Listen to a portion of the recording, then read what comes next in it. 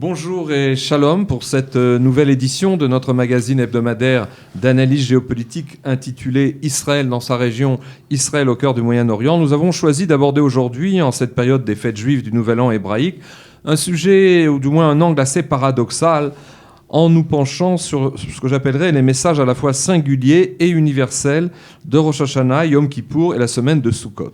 Alors, quelques références et précisions avant de débattre avec notre invité de cette semaine.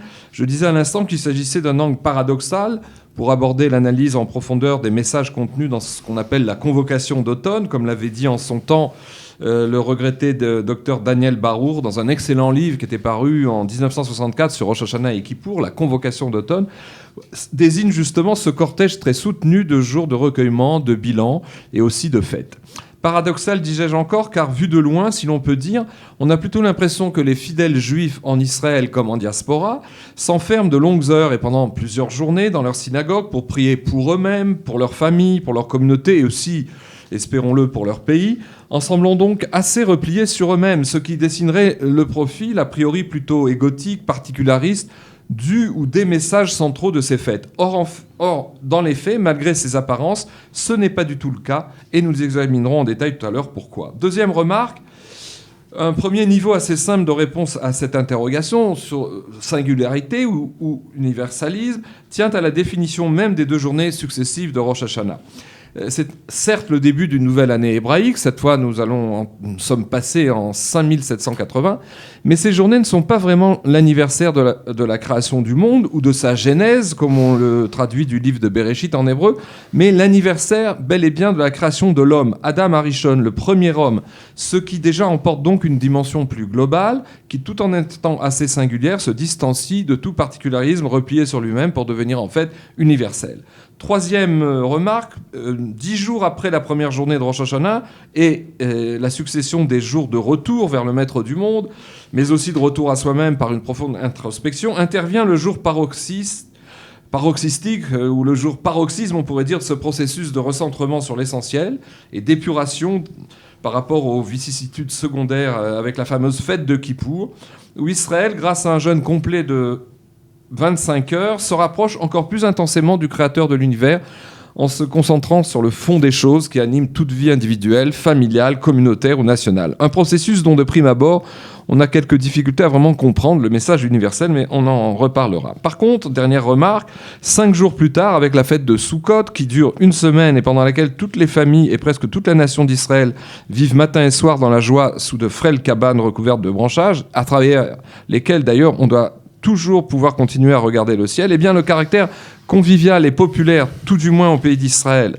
de ces journées confère à cette fête une dimension plus collective et même universelle. Précisons justement qu'à l'époque biblique, quand existait le temple de Jérusalem, les prêtres présentaient sur l'autel, entre autres offrandes animales, un total sur 7 jours de 70 taureaux, un chiffre équivalent au nombre des diverses nations du monde définies par les sages d'Israël, le terme nation étant entendu ici, conformément à ce que disait le Rav Léon Ashkenazi Manitou, comme, je cite, une certaine manière d'être homme. Ce qui donne à Sukkot un caractère d'emblée universel, encore palpable aujourd'hui malgré l'absence du temple hébreu, puisque c'est bien à Sukkot qu'a lieu chaque année à Jérusalem la fameuse Tsaadat Umot HaOlam, la grande et si émouvante marche qui réunit dans la capitale d'Israël chaque année des milliers de délégations venues des pays du monde entier pour affirmer à la fois leur solidarité mais aussi leur soutien au peuple et au pays d'Israël. Alors pour parler aujourd'hui de tout cela avec nous, le Rav Chaim Dinovitch. Rav Dinovitch, après avoir enseigné la Torah en France et en Belgique, vous êtes venu vous installer en Israël voilà une trentaine d'années avec votre famille, et à Jérusalem où vous habitez, vous avez créé un cercle d'études d'abord en français puis à présent en hébreu dans le quartier de Baka Talpiot. Je rappelle aussi que vous êtes aujourd'hui principalement connu sur les réseaux sociaux et plus particulièrement sur la toile internet où voilà une dizaine d'années vous avez créé un site de cours et d'analyse intitulé www.ravdinovitch.tv qui bat tous les records de fréquentation dans le monde juif francophone avec des élèves en Israël, en France, en Europe et même aux 4 coins du monde. Alors, première interrogation, au vu des définitions et des contenus des 3 fêtes de Rosh Hashanah, Kippour et Sukkot, que nous avons très brièvement présentées, où la balance penche-t-elle, Rav Dinovitch? S'agit-il de fêtes particularistes où Israël est entre soi, dans son compte à soi, ou à vocation universelle? Écoutez, je vais répondre d'une manière assez tranchée. Pour moi, et je vais le prouver, ce ne sont que des fêtes universelles. Il n'y a strictement pas la moindre allusion à quelque chose de particulier, sauf si celui qui prie pendant ces fêtes vit dans ses propres fantasmes. Donne-moi la santé, donne-moi l'argent, donne-moi la réussite. Bon, je veux dire, il prie ses fantasmes, il prie pas du tout selon le sens et l'esprit de la fête. Pourquoi j'explique qu'il s'agit de fêtes universelles? Allons très très vite. La première, c'est facile. Rosh Hashanah, vous l'avez dit vous-même, c'est la création de Adam. Et Adam contient 71 peuples, c'est-à-dire les 70 nations et Israël.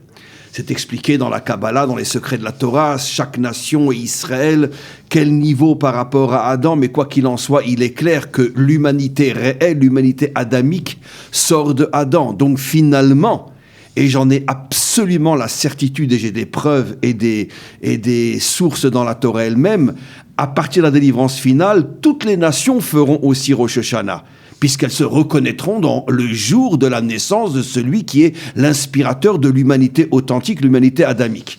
Aujourd'hui, il n'y a que les Juifs qui ont reçu la Torah, donc il n'y a qu'eux qui reconnaissent cette fête comme étant véritablement le jour de la création de Adam, mais les 70 nations y viendront elles aussi. Kippour, je vais vous étonner, c'est une fête universelle qui concerne peut-être encore plus les nations que les Juifs. Vous savez pourquoi? Parce que le premier Kippour dans la Torah, c'est la réparation de la faute du veau d'or.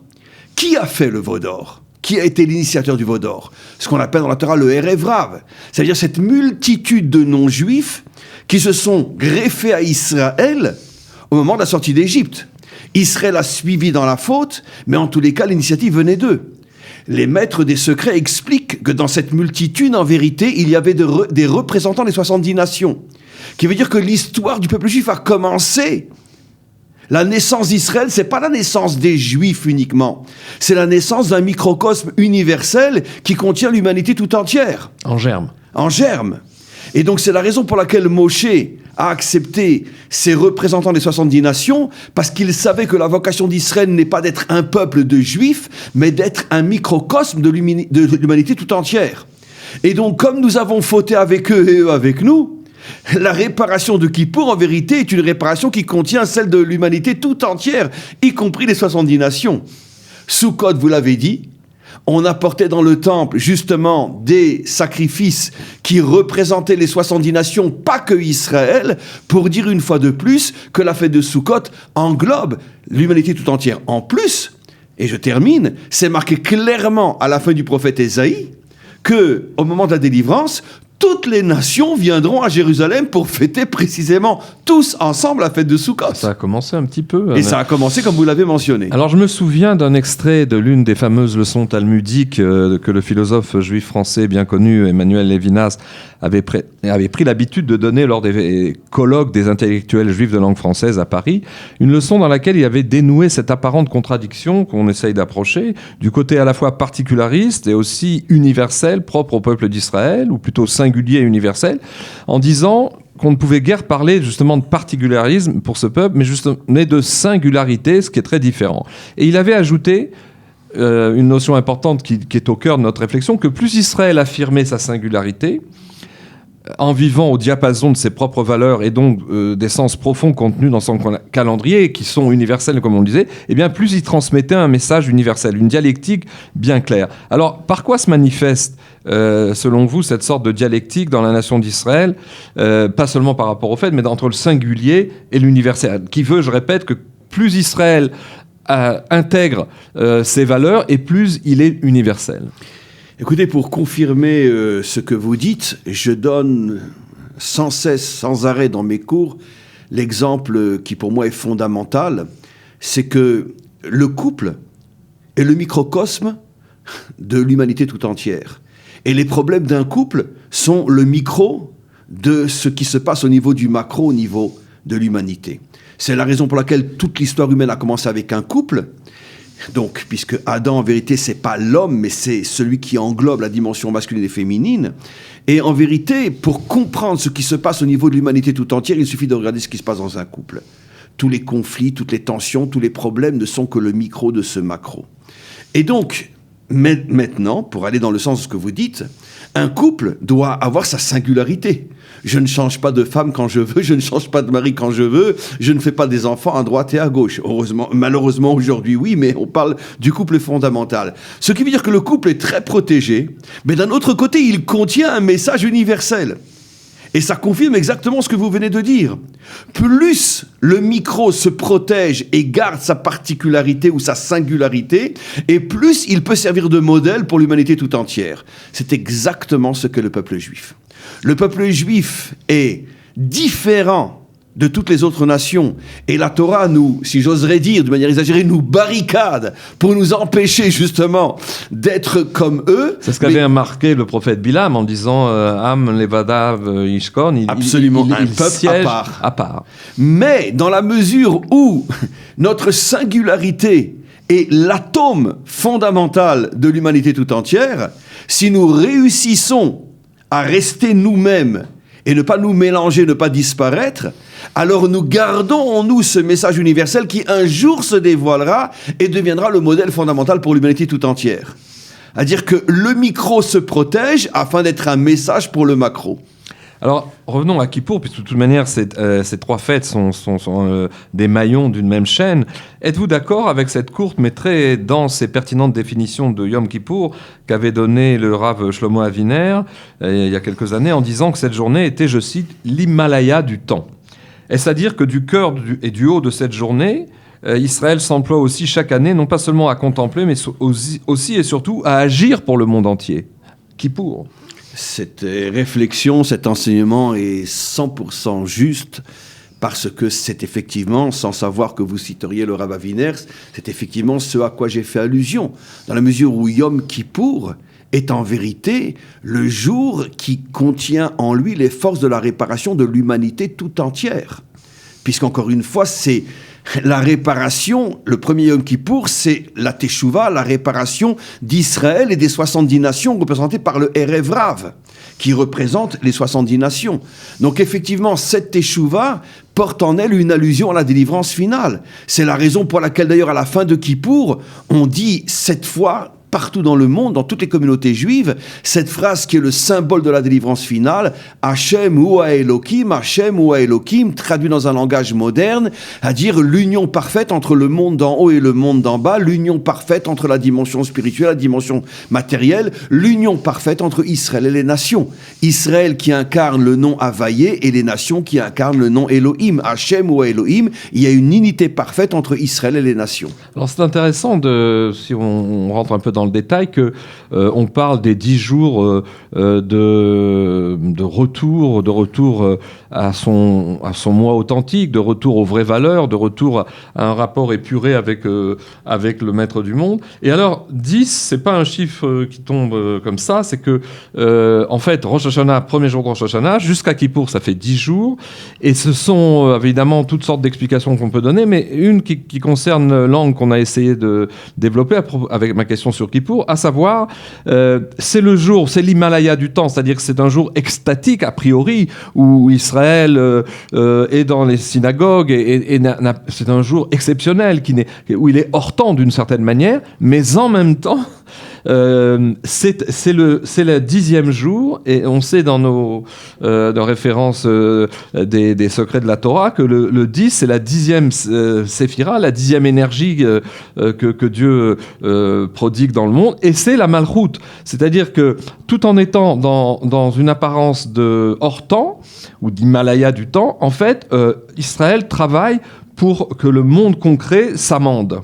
Et donc, on a cette dialectique du 1 au 10, qui est très importante. Vous nous aviez une fois expliqué que, c'est intéressant aussi de le citer, c'est que les révolutionnaires français et d'autres civilisations ont essayé de changer la fameuse semaine de 7 jours pour essayer de créer une autre manière de compter le temps. Alors, il y a 7 plus 3, et donc, il y a le 10e jour qui est Kippour. En vérité, normalement, puisque vous faites allusion aux sphirotes, on va bien sûr l'expliquer vraiment en gros, mais normalement, le temps aurait dû compter 10 jours. Puisque comme on le sait... L'unité de temps, c'est ça. L'unité de temps, ça aurait dû être 10 jours, puisqu'il y a 10 attributs divins, 10 énergies divines, c'est-à-dire 10 forces créatrices qui se dévoilent chaque jour. Donc pourquoi 7 jours? Pourquoi se sont dévoilées uniquement 7 énergies au lieu de 10? Alors la raison est parce que tant que le monde n'aura pas atteint sa perfection, il y a 3 énergies qui ne peuvent pas se dévoiler. La seule fois dans l'année et la seule fois dans l'histoire où ces 3 énergies manquantes se dévoilent, c'est précisément à Kippour. Ce qui est donc la raison qui fait de Kippour un jour qui atteint l'Himalaya, comme le dit le Rav Aviner, des niveaux inimaginables. Alors ces 3 énergies, c'est celle du haut, mais c'est aussi Malchut ou c'est une dialectique entre le haut et le bas? Keter Malchut. Keter Malchut. Ça veut dire que c'est l'union parfaite entre l'énergie la plus haute et l'énergie la plus basse. Entre le monde spirituel et le monde matériel. Exactement, parce qu'en vérité, la vraie Malchut, c'est justement l'union parfaite entre le monde d'en bas et le monde d'en haut.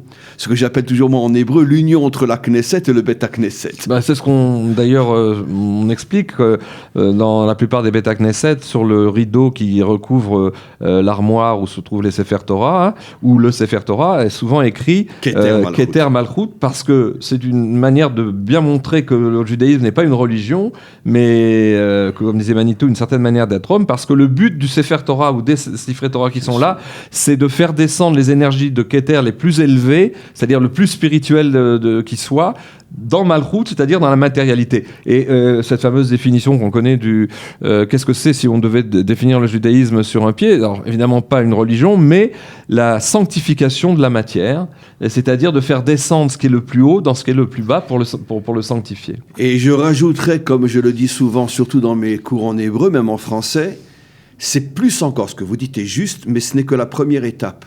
La dernière étape et véritable étape, c'est de dévoiler que les énergies spirituelles les plus puissantes se cachent précisément dans la matière. Et dans le corps. C'est-à-dire qu'en vérité, la descente des énergies d'en haut, c'est comme la clé qui va ouvrir la porte du coffre-fort. Grâce à cette clé, qui sont la descente de ces énergies.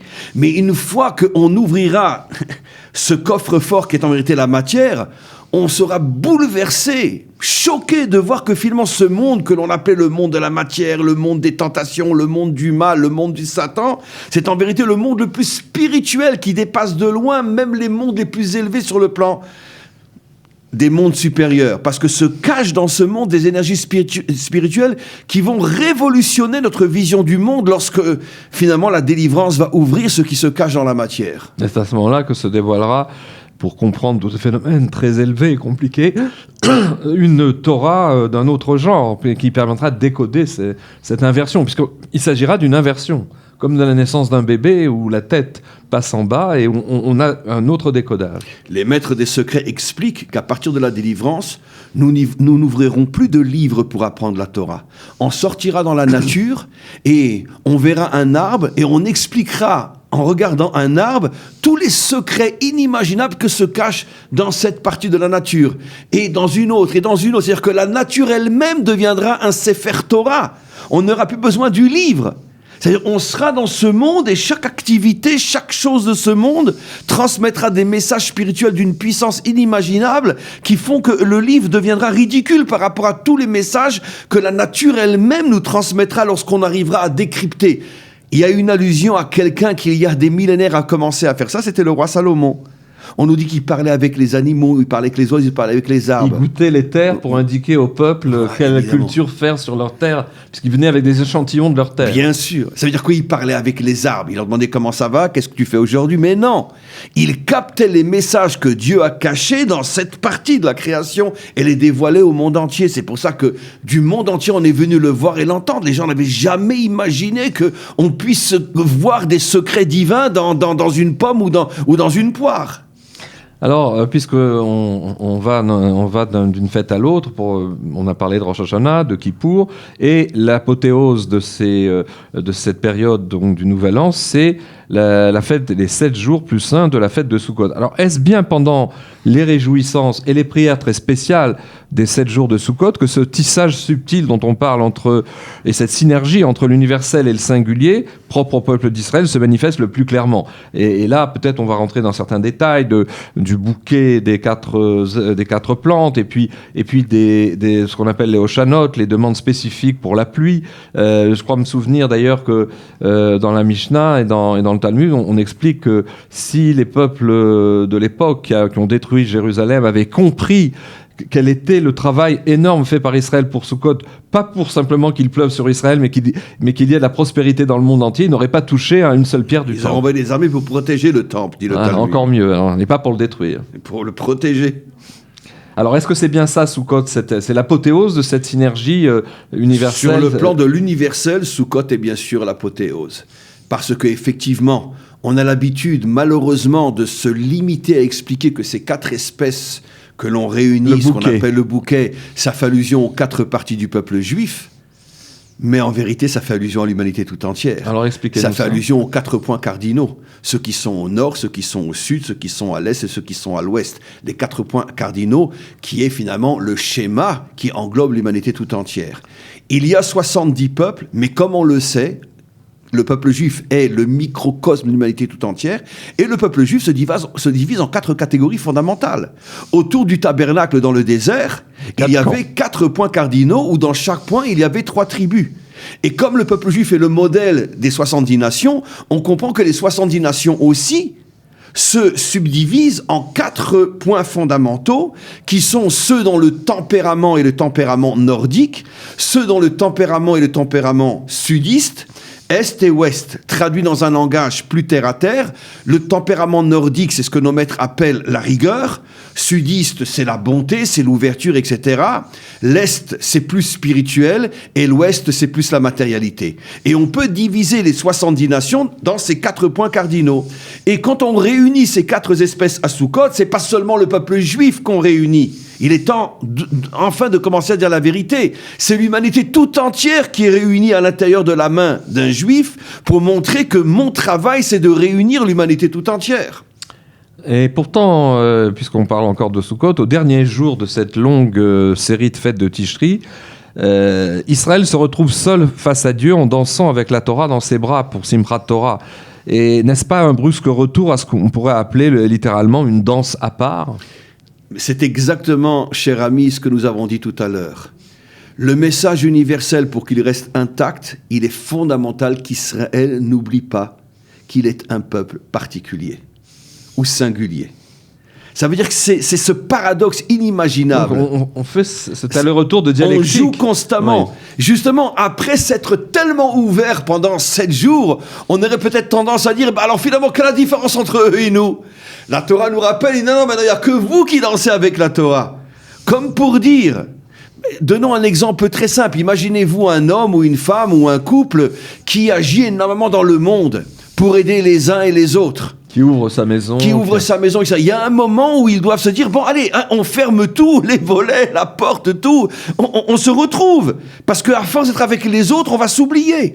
Et pour pouvoir avoir la force d'être avec les autres, il faut qu'on soit fort, toi et moi. C'est exactement ça. Plus toi et moi, on est forts et on vit notre intimité, et plus on peut aider les autres. Et c'est ça ce que énormément de juifs ne comprennent pas.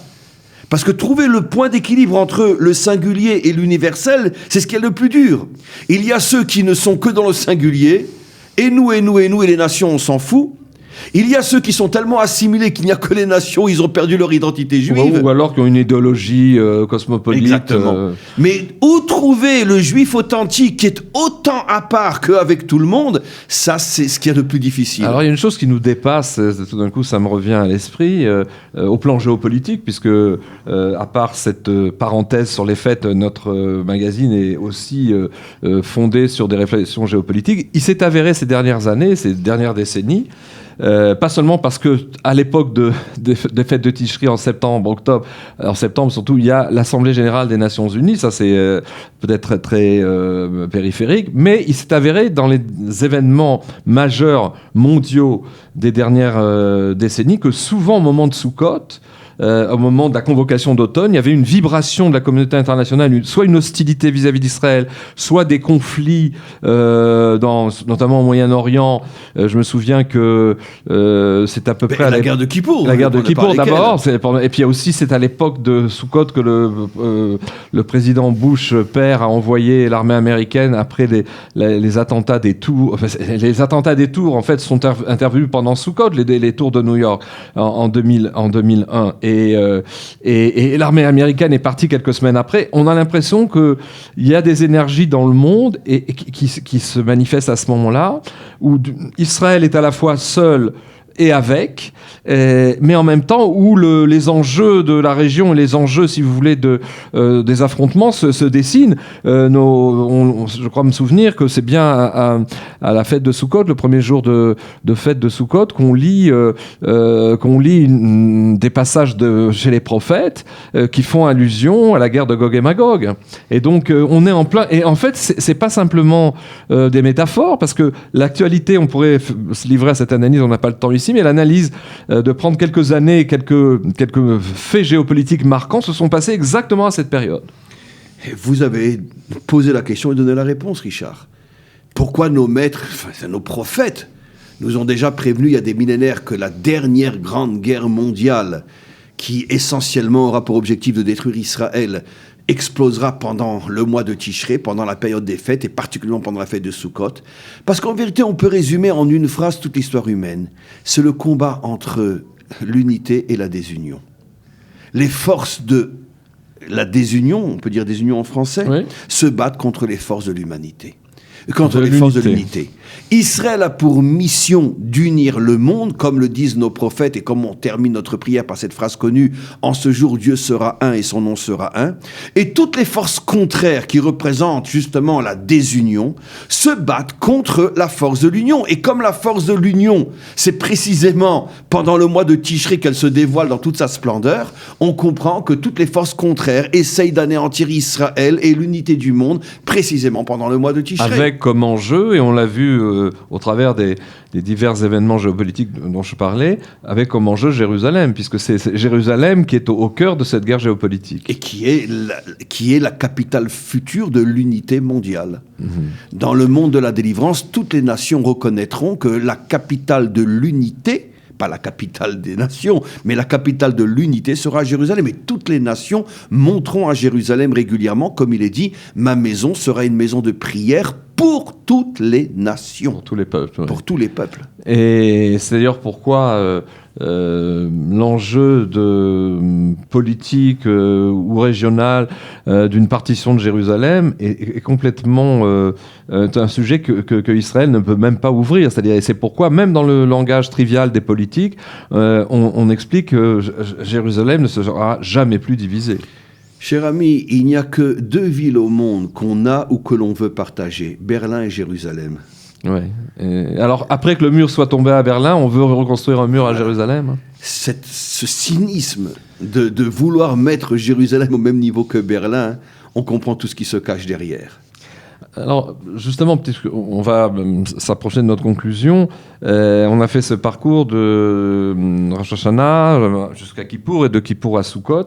Et dans cette dialectique entre le particulier ou du moins le singulier, et l'universel, ça m'a fait penser, je voudrais peut-être terminer par cette question, ça m'a fait penser à cette formule assez splendide de l'écrivain français Albert Camus, qui n'avait rien à voir avec le judaïsme, et qui décrivait la propre solitude à la fois profonde mais active, donc solitude mais active, qui est agissante, et aussi concerné de ce qu'il appelait l'homme authentique, qui était, pour lui, l'homme authentique, c'était l'homme révolté, celui qui n'accepte pas le politiquement correct. Et sa formule, c'était que l'homme authentique, et c'est incroyable pour quelqu'un qui n'avait pas des éléments, je dirais, de judaïsme ou quoi que ce soit, il devait être à la fois solidaire et solitaire.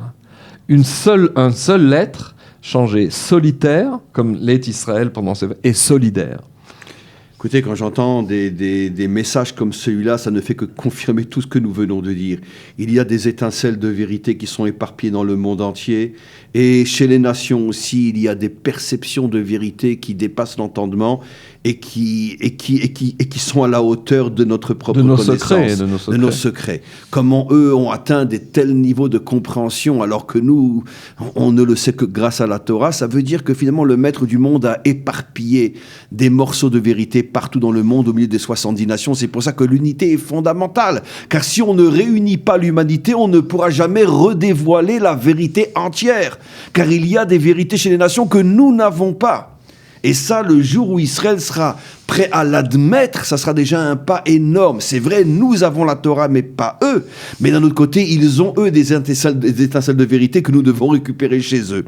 Cette phrase-là est bouleversante. Il a tout expliqué, il a tout dit, il a tout compris, il a tout résumé dans une phrase pareille. Surtout que c'est en définissant ce qu'est l'homme authentique et l'homme révolté. C'est le titre d'un de ses livres philosophiques. Et lui, c'était aussi, sans le savoir ou en l'entrevoyant de manière inconsciente, c'est aussi le destin d'Albert Camus lui-même, puisqu'il était en marge de toute la philosophie à la mode de son époque. Et il avait dit, pour s'engager vraiment face aux Sartre et aux communistes qu'il critiquait, et lui, il s'était engagé dans la résistance, c'était pas un homme passif, il a dit, pour s'engager vraiment, c'est-à-dire de manière authentique, il faut pouvoir se dégager du politiquement correct. Et en fait, vraiment, la personnalité d'Albert Camus nous a aidé à donner une sorte de cette phrase est l'essence même de toute la Torah authentique. Bien, écoutez, c'est sur cette perspective, en souhaitant donc à nos auditeurs et à nos spectateurs une excellente année, une année à la fois de singularité et d'universalisme, et aussi une année où, si toutefois le peuple d'Israël continuera à être solitaire, il sera solidaire et continuera sa route. Amen, et à bientôt.